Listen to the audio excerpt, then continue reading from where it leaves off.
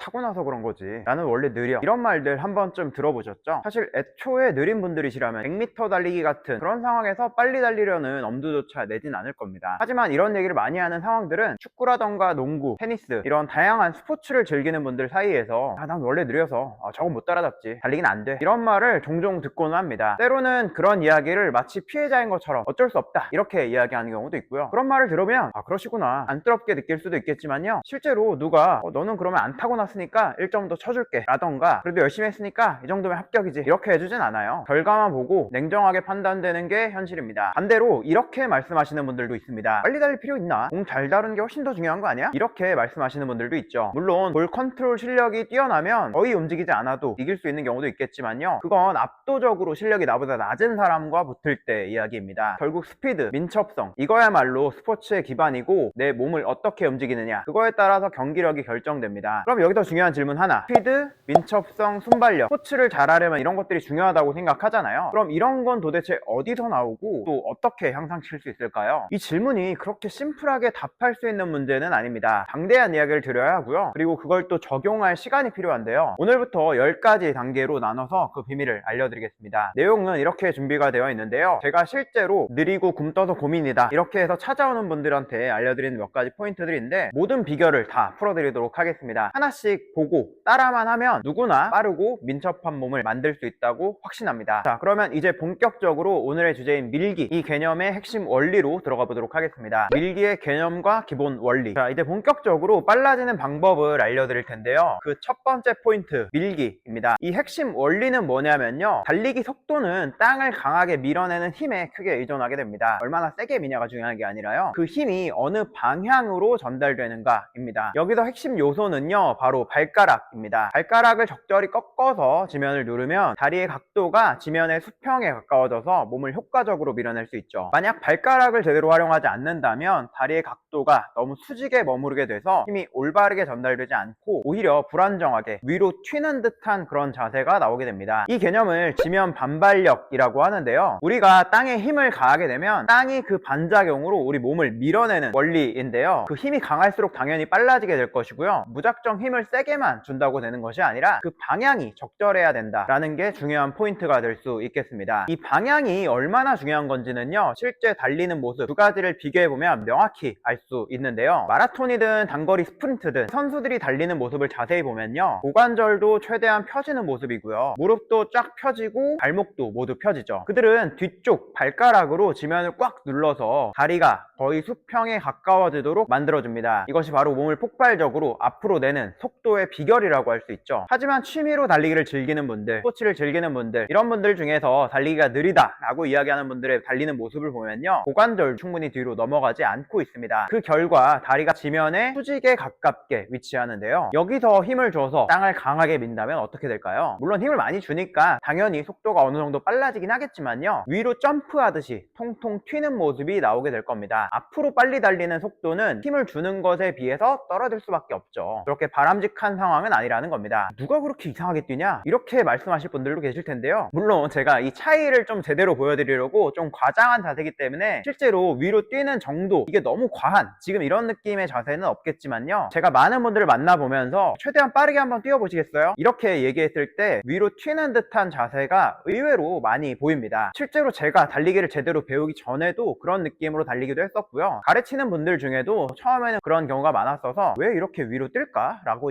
그 이유를 생각해 봤었는데요, 이 자세를 만들려면요, 발가락을 충분히 꺾어서 다리를 뒤로 충분히 보내줘야 합니다. 그러려면요, 우리가 흔히 보는 달리기 자세, 이 자세보다도 훨씬 더 불안할 수밖에 없죠. 더 많은 힘이 필요할 수밖에 없고요. 그 많은 힘, 그건 트리플 익스텐션에서부터 나오는데요, 트리플 익스텐션이 뭐냐고요? 고관절, 무릎, 그리고 발목, 이 세 관절을 동시에 빠르게 펴면서 폭발적인 힘을 발휘하는 동작을 말합니다. 그리고 이를 통해서 몸 전체의 폭발적인 추진력을 만들어내죠. 앞으로 달리기를 하든 위로 점프를 하든 말이에요. 이 폭발적인 파워를 제대로 발휘하지 못해서 땅을 앞으로 밀어내지 못하게 되는데요, 이 감각을 익히는 보강 운동을 알려드릴게요. 서전트 점프라고 하죠. 위로 최대한 높게 뛰는 동작이요. 이런 점프 동작을 통해서 트리플 익스텐션의 강력한 파워를 연습해 볼 수 있는데요, 빠르게 숙였다가 빠르게 일어나 일어나는 순간적인 그 스피드 그리고 파워, 이거 한번 해보고 그 감각을 살려서 달려보면요, 강력한 파워 그리고 상당한 스피드가 느껴지실 겁니다. 하지만 여기서 질문 하나 드릴게요. 단순히 트리플 익스텐션, 즉 세 관절을 빠르게 펴는 동작만으로 모든 것이 해결되고 빠르게 뛸 수 있을까요? 사실 조금 더 디테일하게 신경 써야 할 포인트가 있습니다. 오늘 말씀드릴 주제가 밀기잖아요. 그러면 땅을 강하게 밀기 위해서는 항상 발이 땅에 닿아 있게 되는데요, 그 발을 어떻게 사용하느냐, 그 방법에 따라서 굉장히 많은 것이 달라지게 되죠. 달리기라던가 점프라던가 이런 동작에서도 발의 디테일을 살려서 잘 사용해야 합니다. 발을 잘 쓰게 되면요, 스피드 향상에 도움이 되는 건 물론이고요, 빠른 스피드, 이렇게 강력하게 힘을 쓰게 될 때 굉장히 많은 힘이 발에 가해지게 되잖아요. 여러 가지 부상들, 발이 불편한 문제들, 이런 것들이 있죠. 그런 부상을 예방할 수도 있게 되는데요, 발의 역할은 단순히 땅에 닿아 있다 이런 것에서 그치지 않습니다. 앞서 발가락 사용법에 대해서 간단하게 말씀드렸지만요, 조금 더 발의 세밀한 움직임 그리고 체중 분배가 어떻게 돼야 되는지 이것들을 제대로 알아봐야 올바르게 힘을 전달하고 더 강력한 파워, 더 빠른 스피드를 만들어낼 수 있겠습니다. 그러면 이어서 발의 구체적인 사용법을 어떻게 해야 하는지, 그리고 그걸 보강하는 운동들까지 조금 더 자세하게 알아보도록 할게요. 발의 구조와 사용법, 발이 어떻게 생겼는지부터 살펴봐야 하는데요, 발의 특징적인 구조를 살펴보면요, 횡아치, 내측 종아치, 외측 종아치, 이렇게 세 개의 아치 구조로 이루어져 있습니다. 발이 평평하지 않고 약간이라도 오목하게 되어 있다는 거예요. 평발의 경우는 얘기가 좀 다르지만요, 기본적으로는 발은 이렇게 오목한 아치 형태로 이루어져 있습니다. 계속 오목하게만 유지되어 있는 것이 아니라요, 발을 디딜 때, 충격을 흡수해야 될 때는 발이 좀 평평해졌다가 땅을 밀어낼 때, 강력한 추진력을 발휘해야 할 때는 다시 또 오목해지는 식으로 발의 아치들이 제대로 작동하게 된다면요, 발에서 주요한 두 가지의 기능, 달리거나 점프할 때 충격을 흡수하는 기능, 그리고 다시 탄성을 만들어내서 강력한 추진력을 만들어내는 기능, 두 가지를 제대로 쓸 수 있게 되는데요, 발의 기본적인 구조와 더불어서 발바닥에 있는 족저근막 그리고 뒤꿈치에 있는 아킬레스건, 이런 탄성적인 조직이 그런 두 가지의 역할을 도와주게 되는데요, 그래서 발을 어떻게 써야 하냐고요? 사실 방법 자체는 말로만 설명드리면 굉장히 좀 간단합니다. 달릴 때 공중에 있던 다리가 땅에 닿게 되죠. 발이 땅에 닿는 순간 새끼발가락 쪽으로 먼저 땅에 닿게 되고요, 다리가 뒤로 넘어가서 발이 땅에서 떨어지는 그 순간에는 엄지발가락, 발의 안쪽으로 체중을 싣게 되고, 최종적으로는 발가락을 꺾어서 지면을 밀어내야 합니다. 이렇게 발에 어디로 체중이 분배가 되는지, 어디 부분에 힘을 써야 되는지 이것들을 인지하고 강력한 발의 힘으로 땅을 밀어내야 하는데요, 이 부분들을 정확하게 인지하고 또 강화하기 위한 여러 가지 훈련 방법들에 대해서도 소개해 드려보도록 할게요. 자, 지금까지 많은 개념들을 말씀드렸었는데요, 난 이론이고 뭐고 필요 없고 그냥 방법만 알려주면 되니까 그거 따라 할게 라고 하시는 분들은 그냥 사실 이 부분부터만 영상을 봐도 충분합니다. 그냥 보고 따라만 하셔도 이전보다 훨씬 더 빨라질 수 있으실 겁니다. 앞서 말씀드렸던 발을 어떻게 뜨느냐, 그 감각을 익히는 동작부터인데요, 한 다리로 체중을 지탱하고 서보세요. 이때 발의 감각을 느껴보는 거죠. 발로 체중을 지탱하게 되는데요, 발 중에서도 새끼발가락 쪽, 발의 바깥쪽으로 체중이 지탱되는 걸 느낄 수 있습니다. 이대로 10초씩 각각의 발로 체중을 지탱하고 버텨보겠습니다. 그냥 버티는 걸로도 어느 정도 운동이 자연스럽게 되기도 하지만요, 가만히 있게 되면 생각보다 새끼발가락 쪽, 발의 바깥쪽으로 체중을 지탱하는 것이 아니라 발 안쪽, 엄지발가락 쪽으로 체중을 지탱한다, 이렇게 느끼는 분들도 종종 계시거든요. 새끼발가락 쪽을 조금 더 사용하고 조금 더 움직이면서 강도를 높여서 운동을 하기 위한 방법을 더 설명드리자면요, 한 다리로 체중을 지탱한 상태, 이 자세는 그대로 유지해 주시고요, 지탱하고 있는 다리 쪽으로 몸을 살짝 옆으로 비틀어 주세요. 이렇게 몸을 비틀게 되면요,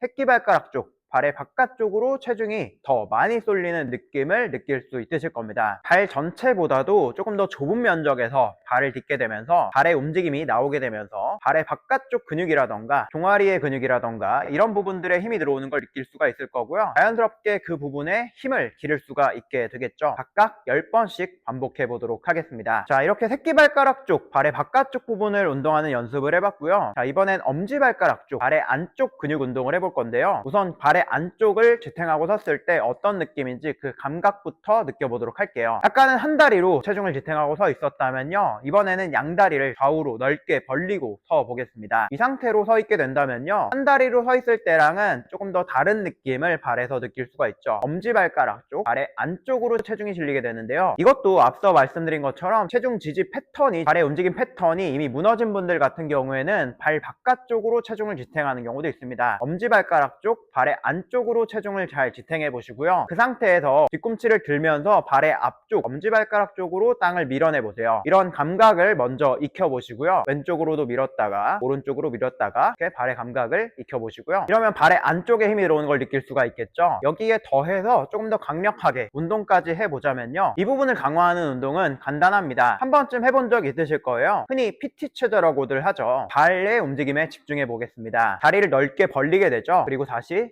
안쪽으로 모으게 되고요. 넓게 벌린 다리를 다시 모으는 동작, 이게 중요한 포인트입니다. 발을 충분히 넓게 벌려주시고요. 발의 안쪽으로 땅을 딛고 그 발의 안쪽 힘을 써서 발을 빠르게 양발을 안쪽으로 모아줘야 합니다. 보통 통상적인 PT 체조를 할 때는 이 동작을 그렇게 빨리 하는 경우는 많진 않지만요, 발의 근력이 충분하고 조금 더 강하게 운동을 하겠다라고 했을 때는 이 PT 체조 동작을 발을 넓게 벌렸다가 다시 모으는 동작을 가능한 빠르게 동작을 시행해 주도록 하겠습니다. 그렇게 어렵진 않기 때문에 한번 발을 벌렸다가 모으는 동작을 1회로 쳐서 이걸 50번 반복해 보도록 하겠습니다. 발 안쪽 발바닥 부분에 힘이 들어오는 걸 느낄 수가 있을 거고요. 엄지발가락 쪽에서 연결된 장비골근이라고 하는 근육이 있는데, 그 근육 같은 경우는 종아리의 바깥쪽 부분에 있는 근육이거든요. 이 부분에 힘이 들어오는 것도 느낄 수가 있을 겁니다. 기본적으로 종아리에 있는 근육들도 굉장히 힘을 많이 쓰게 될 거고요. 자, 이렇게 발의 바깥쪽부터 해가지고 발 안쪽까지 그 감각들을 느껴봤고, 또 운동도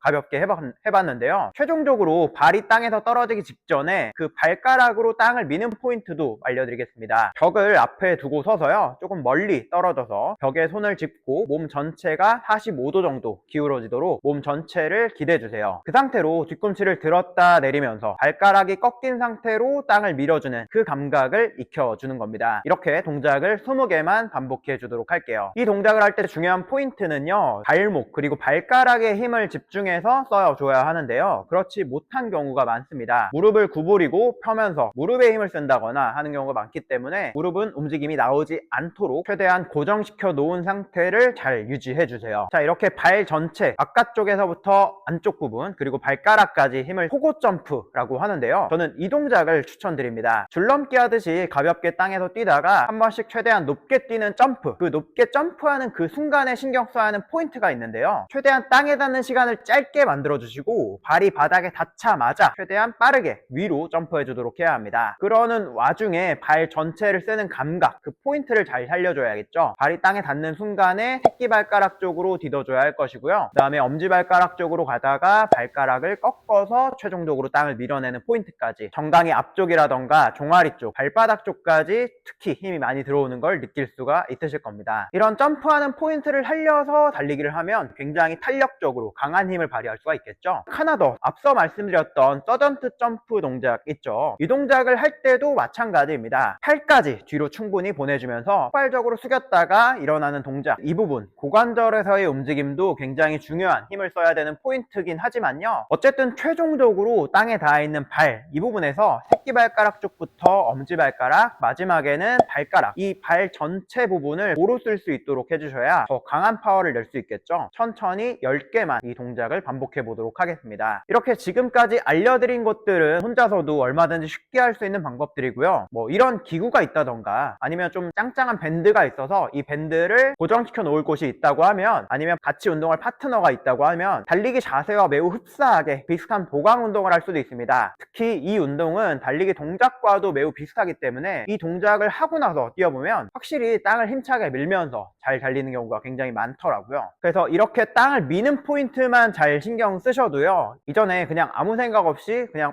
빨리 달려야지 이렇게 해서 달렸을 때랑은 확연히 다른 포인트를 느낄 수가 있을 겁니다. 자, 오늘은 달리기에서 굉장히 중요한 밀기, 땅을 어떻게 밀어야 하느냐, 보강 운동까지 자세하게 알아봤었는데요, 이 내용을 충분히 연습하시면 여러분의 달리기 그리고 스피드, 민첩성 이런 것들이 확실하게 향상될 것입니다. 오늘 말씀드린 내용만 가지고도 많이 향상되셨을 텐데요, 아직 여러분들의 스피드, 민첩성을 향상시킬 만한 포인트는 굉장히 많이 있는데요, 그것들을 잘 적용하고 있는지, 앞으로도 이 소식들을 잘 받아보시려면 구독 눌러주시면 다음 영상들 빠르게 받아보실 수가 있겠죠. 그냥 보기만 하지 마시고 한 번씩 꼭 따라해 보시면서 그 효과를 직접 체험해 보시기 바랍니다. 그리고 앞으로 나올 내용들도 기대해 주시고요, 오늘 내용들, 개념들 중에서 뭔가 이해가 안 된다거나 동작을 했을 때 잘 안 된다든지 이런 부분이 있다면 댓글로 남겨주시고요, 다음 영상에서는 두 번째 파트, 다리를 어떻게 들어야 하는가, 그 부분에 대해서 조금 더 자세히 자세한 설명, 보강 운동까지 다뤄보도록 하겠습니다. 만약 이 다리를 드는 동작이 제대로 안 된다면 이런 식으로 마치 넘어질 것처럼 굉장히 불안한 자세로 달리는 경우가 생기는데요. 그런 문제를 해결할 수 있는 방법이 두 번째 파트, 다음 영상에서 다뤄볼 내용일 테니까 다음 영상 기대해 주세요. 그럼 오늘 영상 끝까지 봐주셔서 감사합니다. 다음 영상에서 뵙겠습니다.